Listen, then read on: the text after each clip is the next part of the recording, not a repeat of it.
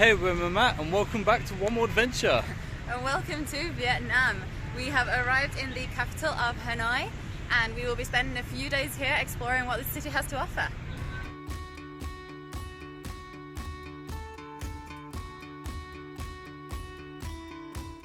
So we have just arrived at the Imperial Citadel of Phang Long in Hanoi, and this is actually described on the World Heritage Site as it's actually been a place of power for over 1,300 years, which is absolutely incredible. And this place was actually built in the 11th century and is still standing today.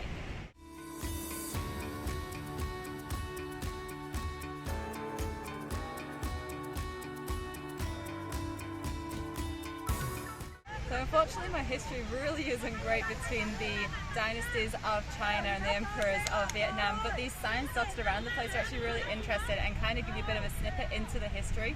And so this is the south gate of the Imperial City, and it's actually the gate to the Forbidden City where the Emperor's Palace was located just behind it.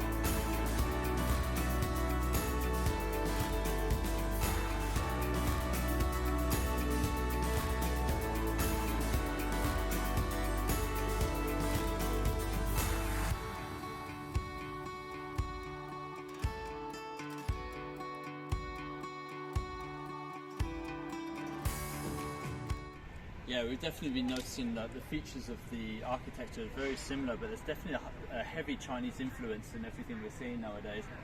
It's definitely something I prefer generally, which is very, very pretty. With the added bonus of the incense, you get that smell as well, so it's not something to look at, it's, it's different senses, it's nice.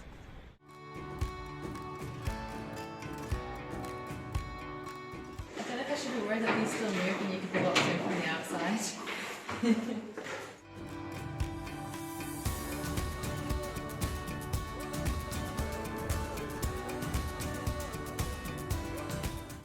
Here's our paper room, has a tea set on the table.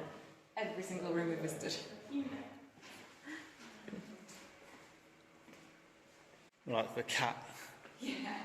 So right now we're 9 meters underground in this massive bunkers. There's doors that lead off to all side rooms and other bits, but this is the main room. This is where some of the biggest decisions during the Vietnamese War were ever made.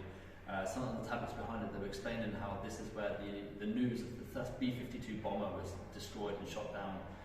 There's also some of the doors, there's massive rubber encasing to basically make sure if this place ever did get found, there's no gas or toxic air basically that can get through them. This would be as secure as they could possibly be. These were literally the highest ranking people in here.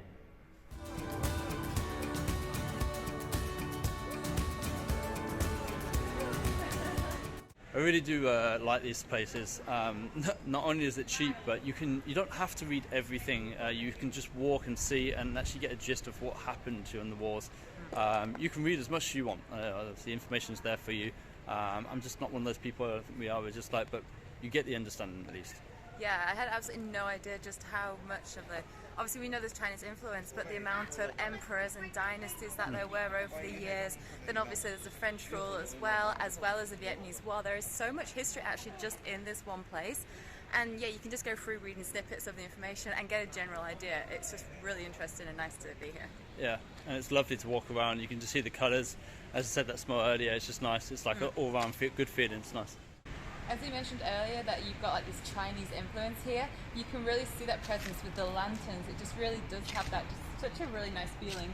And I can only imagine on an evening, if you're able to come back when it's dark with all the lanterns lit, it must be just a completely different atmosphere and actually one probably worth seeing.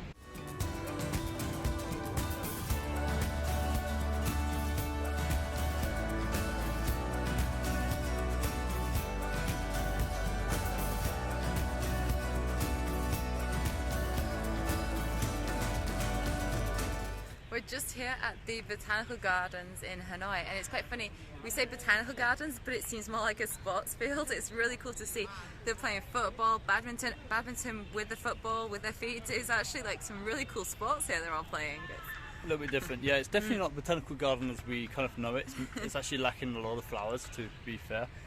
It's cool to see this. There's a lot of space for them just to come out and play, you know. Yeah, and it's just a lot more quieter and peaceful. Like, the streets are just buzzing, like constant horns from the scooters. So it's a bit of peace and quiet here.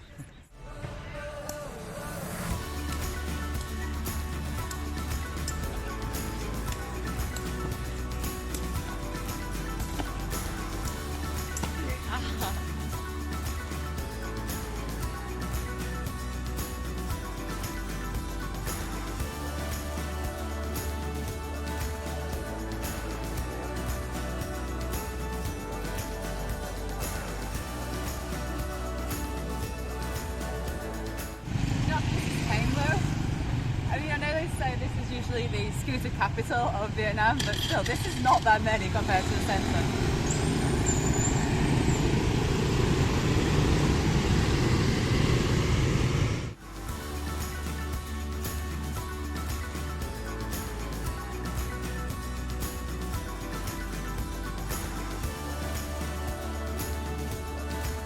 We're here at the famous train street of Hanoi, which unfortunately now, since this year, is actually closed, and so we were actually really lucky to get a spot in one of the cafes that she's actually coming and collecting you at the entrance, and so you can actually come and still get a drink here.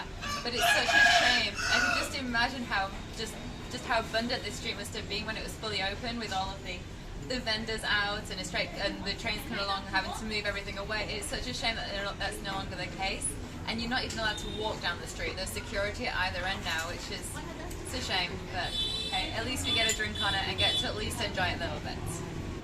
Well, when you come to Vietnam, you have to try the egg coffee at least once, right? It's really kind of weird how it's served. You've got the coffee in a bain-marie with hot water here, and then I guess this is the egg froth. It actually tastes really nice. It's like almost like a creamy, like a meringue kind of taste. It's really nice. I don't know how to drink this.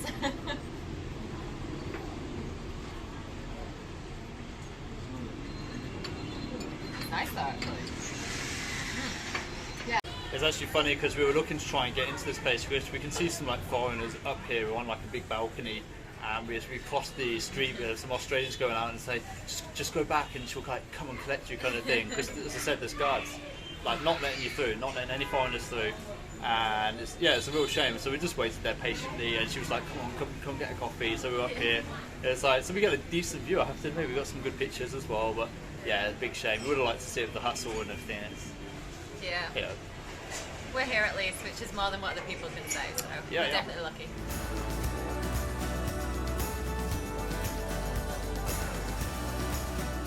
Yeah, one of our favourite things to do. It's like going to see any city and then seeing it on a boat, so you're slightly lower, or seeing it from a viewpoint, so you see it from a different angle. Seeing it at night, where everything's lit up and it's just living. Everyone is out, having a good time, having some food, having a few drinks, and it's good times. Yeah, it's a completely different atmosphere than the day as well. Day, everyone's doing their business. On a night, everyone's out enjoying themselves. It's a lot more fun, actually. It's nice. A lot more relaxed. It's nice.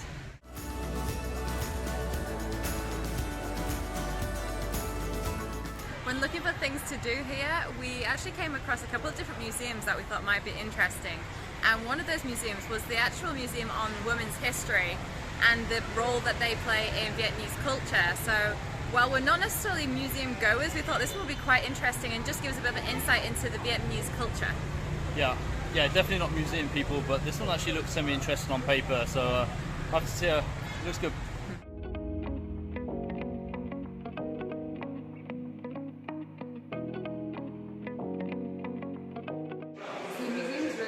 We're currently in the marriage section, and it really explains how different ethnic groups treat marriage and the rituals that are needed from both the groom and the bride's family before the couple can actually get married.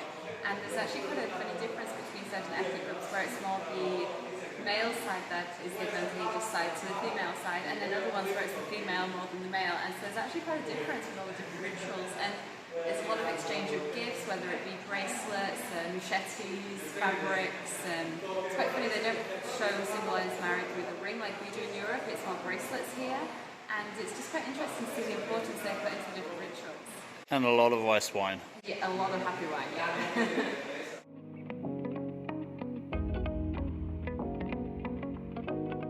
So the whole museum is split up into different sections. So you've got the marriage and the giving birth section, you've then got family life, there's another in like the business and their work life as well, and everything that the woman is involved in. Yeah, I have to admit, it's actually better than I thought again. I always have to give these things a chance. It's kind of cool, as I said, you see every kind of ethnic group, as Emma said before, how everything's different, and it completely inverts sometimes. As I said, male role or female role as well, yeah, it's completely different. So the family life is actually really interesting as well, because I originally thought it was the men that would do a lot of the agricultural side of things, but actually it's the female. And so I was just reading the sign and the information, and what it is actually, the woman does a lot of all the household activities, whether it be farming, the sewing, the cooking, and it's up to the man to make the economic and bring in the money for the family.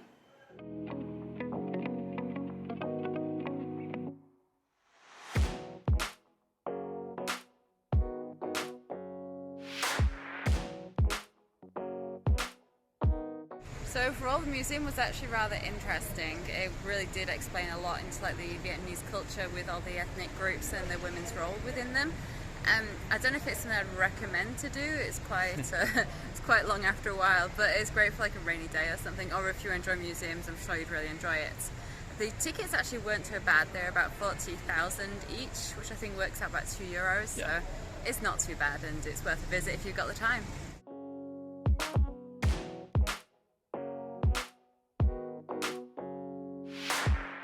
Good morning. Good morning. It is day 2 here in Hanoi, and yep, the weather's got the better of us, but it doesn't matter. We have joined up with a walk-in tour from our hostel, and we are just walking around the city centre, discovering some of the sights and the history with it. Yeah, so this is a totally free tour. They're basically at 9:30. Basically, they come and like pick you up from your guest house, hostel, wherever you're staying, and then you just walk around. It generally takes about 2-3 hours from what we've understood. So yeah, we're at the first point. It's like a small temple in the middle of the lake, and yeah, we're just going to go around. I think the palaces, the citadels, and some of the other like cultural places. It's quite good. Yeah, and also it's really nice the fact that it's a local guide, and so they're able to tell a bit of the history about it. It's this one, the Lake of the Returned Sword, and how it's actually quite important to the Vietnamese and their dynasties that happened in the past by defeating by the Chinese. So. Yeah, and they're students, so they actually it permits them to learn their English better, basically become better in their English. Even I can't speak, so.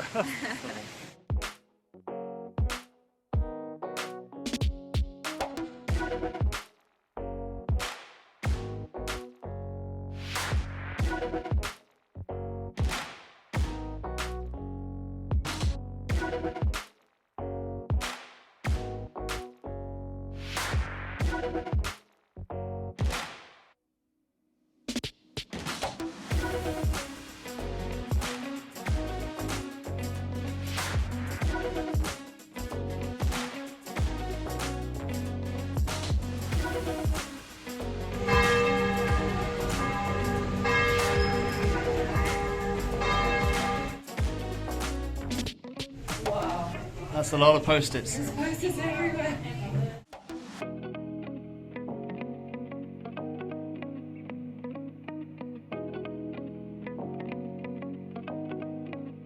Rainy day. Woo! No, that was really good. As I said, it was totally free. You can just go, and they're just there to teach, teach you about their culture. Yeah. And you really do learn quite a lot. Stuff you just wouldn't, that you just walk on by, you wouldn't actually take in if you were just on your own. They showed us like a good few spots to get like a coffee or to have something to eat as well that were going to be more traditional Vietnamese food, which was honestly really good. And then also just some sites or history that you don't really think you don't know about. Yeah, I definitely recommend. Mate.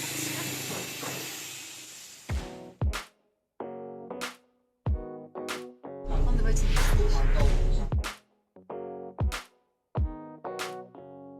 So yeah, we've just made it to the bus station, only just in time. Google Maps said like 45 minutes. We're off to the Ha Giang loop. Yeah, luckily we're just in time. It took like an hour and a half, but we're all good here. It's a sleeper bus, so we're going to put our bags in the bus and yeah, enjoy the trip. Yeah, it's about 6 and a bit hours. But yeah, long way to go yet.